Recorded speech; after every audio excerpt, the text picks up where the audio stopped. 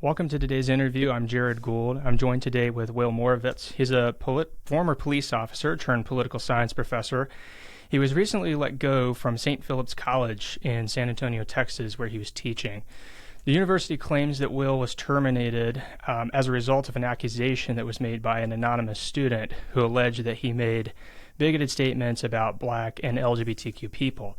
But Will has provided compelling evidence that not only refutes the allegations, but also suggests that his dismissal was an act of unfair targeting due to his association with the conservative political organization CPAC, his support for police officers, and the publication of his book, The Blue Divide. So let's delve into the story. Will, it's good to have you. Thanks for joining us. Thank you for having me, Jared. I appreciate it. Yeah. Let's get some context for our viewers first. Share your experience during your time at the university, St. Philip's College. You mentioned previously to me that you had had a good relationship with the school, but that it began to deteriorate after the publication of your book, which is The Blue Divide, Policing and Race in America, which is actually behind you right now. And the publication of this book garnered attention within the conservative movement. So just give us some background on that. Yeah, so St. Philip's College is, despite its name, is a public college in San Antonio, Texas. It's part of the Alamo Community Colleges network that consists of 5 community colleges in the Bexar County area. And I was hired in January of 2022 full-time. I had been teaching adjunct and via the dual credit department with the local high school since 2015. So my experience with Alamo dates back to the fall of 2015, and it had been very positive. I worked well with my mentors and other faculty, and then of course when I got hired on full time, I became more integrated into the larger community, and I felt welcomed.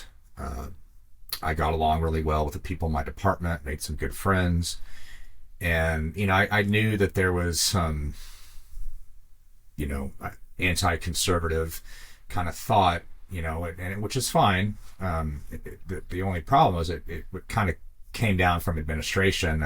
Just to give you a quick example, convocation, my very first day, the keynote speaker was someone from outside the college that came in and was talking a lot about diversity, equity, and inclusion. And at one point, I remember made the comment that diversity does not include diversity of thought. That's not what we're talking about. And she made the claim that people that make that argument are just unwilling to talk about race, and they're kind of avoiding the race issue. So I knew, kind of from the beginning that I'd have to kind of watch how much I vocalize my own personal views.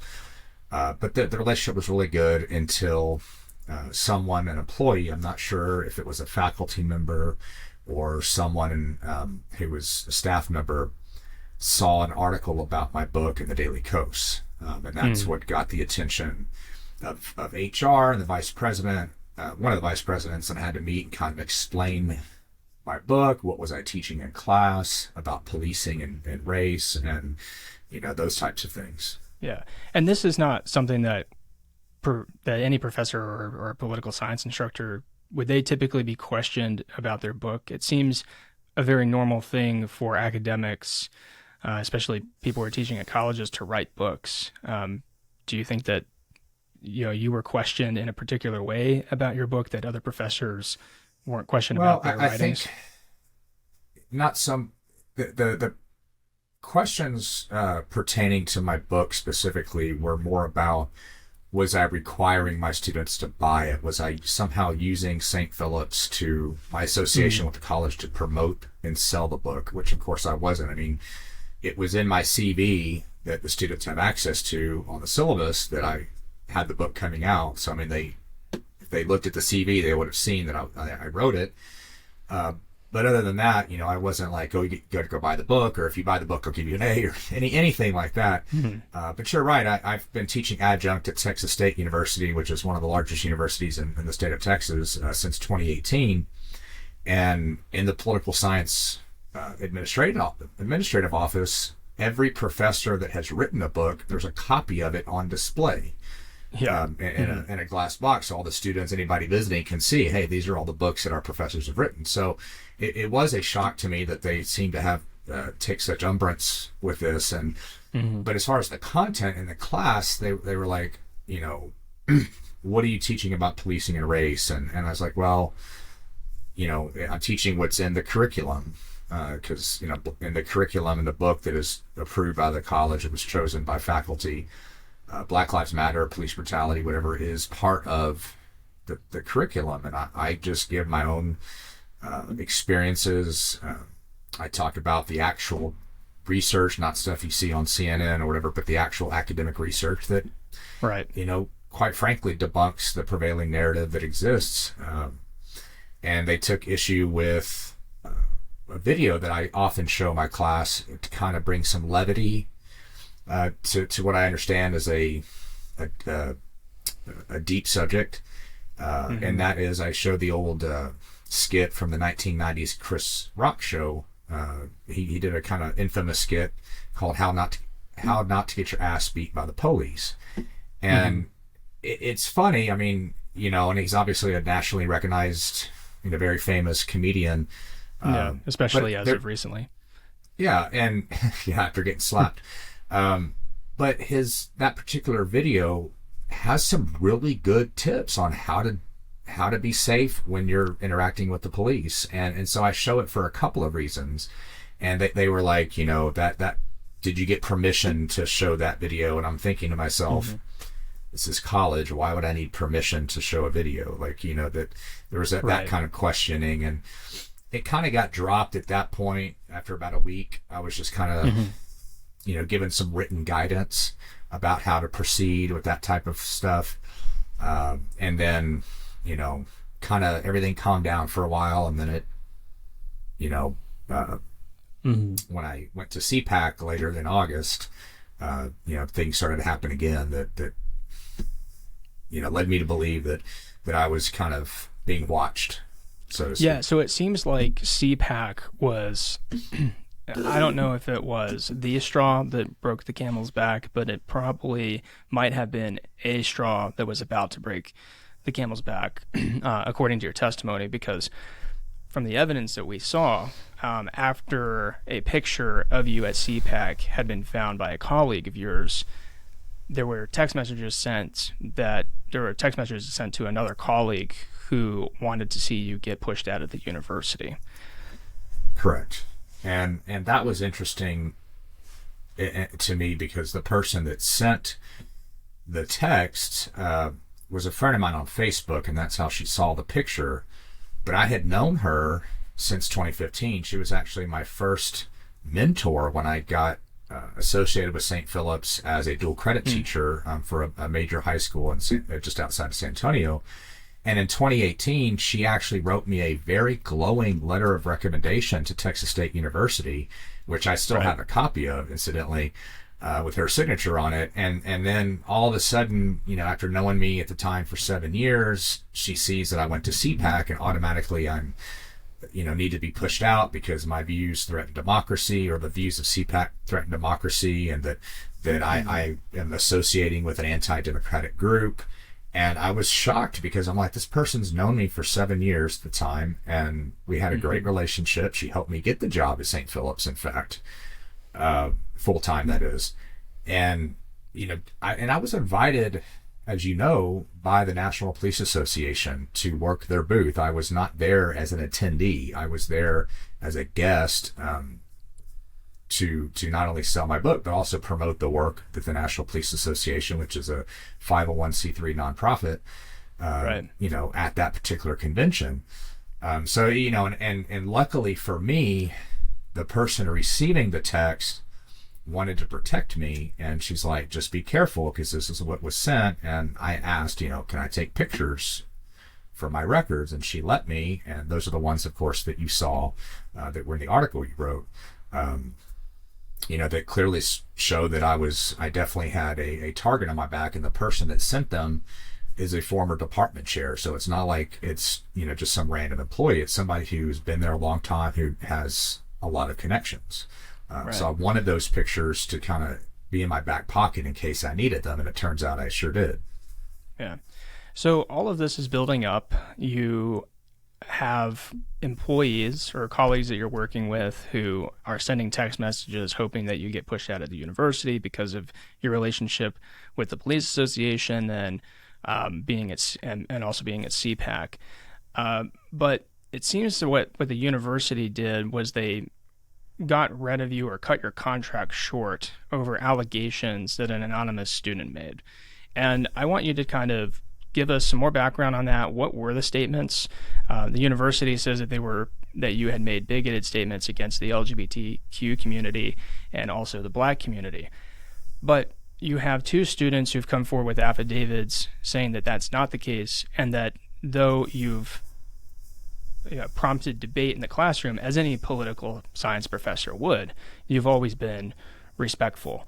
So give us a little bit of information about that. And can you tell us, did the university give you an opportunity to present your side? Well, so basically what the complaint stood for at the college, the class that I was teaching was Introduction to Political Science, and it was for majors only. It's not something that is required. Texas, the state of Texas requires all public college students to take American or federal government and Texas government, regardless of what your major is. And that's mostly what I teach at the college. This one was more for political science majors. It was a small class. It is a community college. There's only 7 students in the class. And actually got 3 now affidavits. I got a 3rd one since, we were contacted you. So basically what amounts to half the rest of the class wrote affidavits saying that what this student claims is a lie. But I kind of knew it was coming because during class, she challenged me on a statement that I made about the LGBTQ community. And the conversation came about, we were talking about political culture, and it was a statement or a conversation that came about because of questions that students asked me. Right. And on 2 different occasions. And basically what I was telling the class was I gave them this is the pro-gender affirming care argument. And here is the more, let's not rush into, transitioning minors. And there's people concerned about biological males playing sports against biological females, those kind of things. I basically was just giving the 2 perspectives. And I even said, I'm not making a moral judgment about the community. And she immediately jumped in and said, yes, you are. And I was like, no. I was like, to be perfectly honest, I said, these aren't necessarily even my arguments. And I gave her resources, groups that are not conservative. Wolf and Fist, these are feminist groups, mainly with bisexual lesbian women, who are definitely not conservative people, but they're very much against the trans movement. And I just given her resources. And then my secretary told me a couple days later, that the student was calling wanting to complain about me. And so I kind of knew this was coming. A couple weeks later is when I got pulled in by HR and one of the VPs into the Safe Space Student Advocacy Center. That's what it's called. What was that? What was that initial introduction like, to be called into HR? What was the conversation like? Well, I just got just a nondescript email from HR on February the 8th that says, hey, we'd like to meet with you downstairs in the Safe Space Advocacy Center tomorrow at 1:00.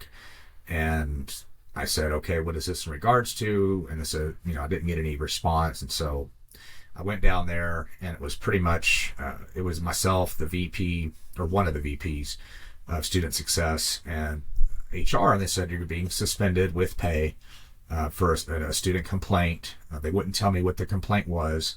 They claimed they didn't know it, but I found out later through investigation that my lawyer and I had been doing that they did know at the time. And that was it. And I said, okay, well, I go get my stuff, and it's like, yeah, you're going to have to turn in your keys. You're going to have to turn over your badge. And I said, okay, well, I said, my badge is in my car. I'll need to go get it. And she said, okay, well, Sergeant, I forget his name. He's a sergeant there at the police department for St. Philip's. was going to escort me. And I was like, what? And I asked the sergeant, I said very politely, I said, sir, is this really necessary? I said, I'm the next cop. I'm not going to do anything wrong. I just want to go get my stuff and leave. And he said he'd follow at a distance, which initially he did, but then that, changed. As I was in my office, he came into my office, he unlocked the door, and came in and escorted me off the premises, in front of my whole department. And this was not allowing you to pick up your stuff. So you get brought into HR.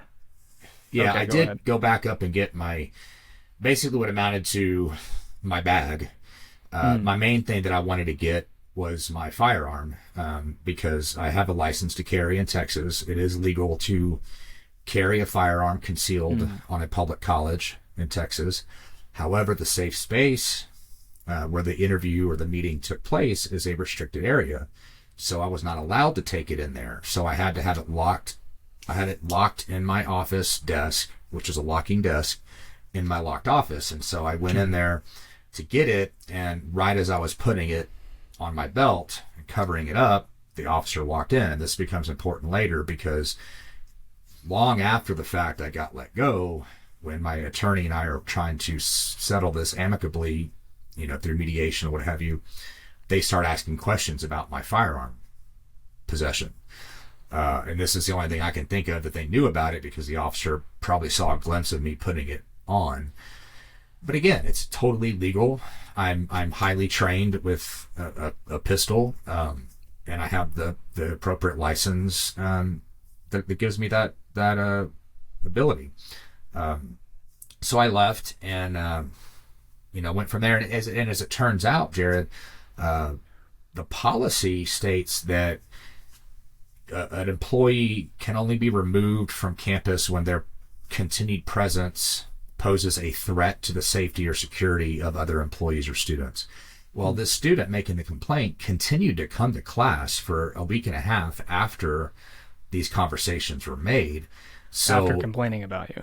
Yeah, obviously Okay. My presence was not that upsetting to her if she's continued to come to class.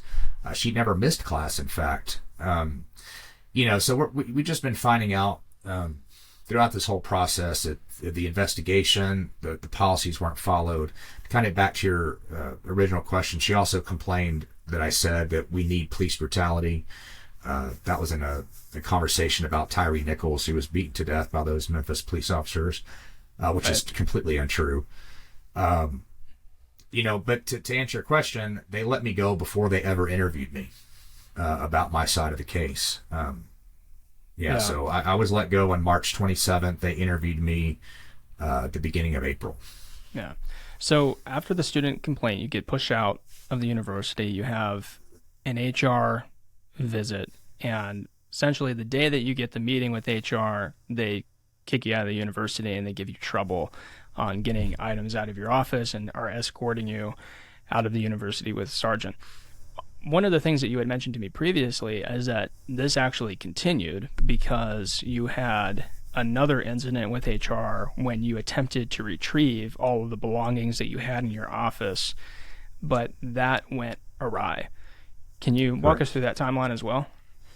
Yes. So a representative from HR at the district office, which is located at a different building, different location in San Antonio, coordinated a time. It was 11:30 on a Wednesday. She's like, I'll meet you at St. Phillip's. You can pack up your personal belongings and go. I said, okay, great. I had some other business to attend to that morning nearby St. Phillip's, so I left a little bit early. I'm on my way into San Antonio, and for your listeners, I live in New Braunfels, Texas, which my house is 29 miles one way from the college, so it's about 60 miles round trip. I know exactly what you're talking about. Yeah, so I was just there in January. Oh, there you go. So in I-35 traffic, it's easily an hour and a half round trip drive. So I'm on my way down there, and I get a text message from HR saying we're going to have to reschedule because it turns out they're going to pack up your stuff for you and bring it down to the district office. And my response was, well, I'm already on my way. Is there really any way I can get it? Because I don't want to have to make the trip twice. And I said, I really don't want strangers packing up my things. And she's like, well, let me look into it. So I contact my attorney, let him know what's going on. He contacts counsel for Alamo colleges and said, hey, what's going on? Why are y'all jerking my client around? That kind of thing. And that's when the general counsel for Alamo first wanted to know if I was armed. Right? That was the first time they started asking about the firearm thing. So I do my business. I get to the college a little after 11:30. I still haven't heard back from HR, so I'm in the parking lot. And one of my friends that I work with at St. Philip's it was after the end of the semester, right? So I'd have to go back and look at the exact date, but it was after or during finals or after finals, so there's very few people on campus. Right. Well, she comes down to the parking lot to hang out with me. And I'm on the phone with HR, and basically what HR is saying is, I'm trying to get a hold of the vice president who deals with this type of stuff, getting former employees their belongings. And I haven't been able to get a hold of him. And she says, I can't give you permission to go into your office. And she suggests that maybe I see if a police officer will let me in. And she's like, well, I'm going to continue to try to get a hold of this vice president. So I tell her, well, I'll wait out here for a little while to see if you can get a hold of him. And my plan was, if I'd wait there, with my friend 15, 20 minutes talking with her, and if I still hadn't heard back, I'd just go ahead and leave. Because I didn't want to have to come back, but if that was the case, I'm going to have to, right? Well, it's Texas, it's May, it's hot. And so we decide, let's go up to your office. And we get up to the social behavior sciences department. Very few people are there because, again, it's after the semester's over. And we stop at the counter where the secretary is. She's not there, but stop at her desk. And then all of a sudden, there's 4 police officers. 3 of them surround me. One of them is out in the hallway through these glass doors, kind of keeping watch. And I'm like, what is going on? And they said, sir, you can't be here. You're banned from campus. You don't have a right to be here. And I said, yes, I do. I'm supposed to be meeting HR here. I'm waiting for VP Johnson someone to contact him and so I can get my things. And he's like, that's not going to happen. You need to leave. And I said, I tell them again, I'm a former police officer. I'm actually wearing a New York Police Department hat at the time. This is during Police Week. So you go back and look at the National Police Week, whatever week that was. It's that Wednesday. And I tell them, I'm just here to get my things. And they say, you don't have reason to be here. You don't have a right to be here. And I said, I really kind of wanted them. What I said was something to the effect of, you have no legal authority to remove me. It's a public college. And not only am I here at the invitation of HR, but my now former colleague wants me here in her office to talk. She's there. I didn't really push it much further than that. But at this time, the sergeant gets on the phone and, is trying to figure out what's going on. And basically I said, you're not going to be able to pick up your things. Okay. And I said, I said this several times, I do not give consent for you or anyone else to take possession of my property, right? Because that's my property. I have that right. And for clarification, this was after HR had already had an agreement with you that you could come to campus and pick up your items. Right. Is that correct? It was. Yeah. The last conversation I had with HR is that she, and again, the representative from HR was fabulous this whole time. She was, doing whatever she could to get this worked out so that I'd have to come back. The last conversation I had with her was, I'm going to go wait to see if she can get a hold of VP so I can get my stuff that moment instead of having to come back into San Antonio. And immediately I get up there and it's like, here are the police. I'm apparently such a threat now. They've got to have what I think is the entire police department, for me. And VP finally shows up and says they're going to take it out of the office. At this point, it became clear 2 things. One, I'd pretty much kind of convinced them that if they force me off campus, they're violating the law because they can't do that. Because the VP kind of backed off on making me leave. But he did make it clear, you can't get your stuff. They were already packing it up. They're going to take it down to the district office. And at that point, I was like, my whole reason for being there was to get my things. It wasn't to cause a problem. It wasn't even to visit my friend. So I was like, fine, I'll leave. I went down, met with the lady from HR. She had no idea what happened, why the police showed up. She was apologetic to me, and I have an email from her verifying all this. And so we kind of went through a couple things, and then she found out where my stuff was, and the police watched me like a hawk as I packed it all up. And as I predicted, not all my things were packed up properly. Some things were missing, and so I had to have them. Basically, I told the ladies, like, I'm not stepping foot back on any kind of property of Alamo Colleges. It's like, you're going to mail those things to me, because who knows what's going to happen if I show up again, right? So she did. She, again, mailed them back to me. And again, the general counsel from Alamo wants to know why I had my gun in my office and things like that. And my attorney responded with the Texas code that I have every right to do that. I wonder, why are they making a big deal about that after the fact? It's almost like they're trying to backtrack and find a reason for me to justify the way they're treating me. To compound their reasons to essentially terminate your contract. With that, and I guess to justify, the show of force to have all the police around me, like if I was going to come there, and I have proof, I have text messages and emails from HR showing that I was invited, I was supposed to be there. It wasn't like I was angry or coming there with any kind of ulterior motive. I just wanted to get my things and move on with my life. Yeah. Well, I have one last question for you. So to sum up everything, student made allegations. You provided evidence that you didn't even say the things that the student accused you of saying. The university terminated your contract anyway without any kind of back and forth. You didn't have a chance to tell your side of the story. Right. And when you tried to get your items from the university, even after having an agreement with HR that you could do so, the university sends police officers to swarm you and get you off campus. Obviously, none of this has probably been any positive experience for you, mostly negative. So I imagine that being terminated from this job has come at a great cost to you. So can you just tell us, what are you doing now? How are you doing? And what are your plans going forward?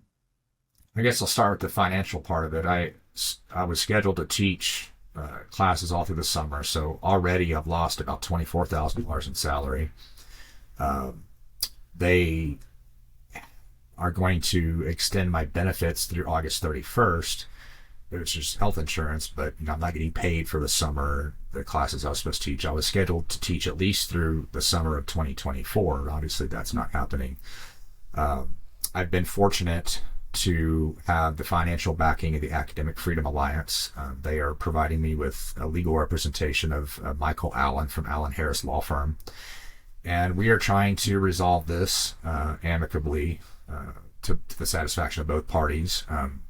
Can't really comment on specifics about that for legal reasons, but I can say that we have not yet filed suit, but we are in discussions with the college about options to settle this. But it's been tough. I lost my father 5 days before they fired me. Wow. That's rough. He was a retired psychologist, so all the frustration and the sadness and depression I've been dealing with all of this, he would be the natural person for me to talk to, and I can't.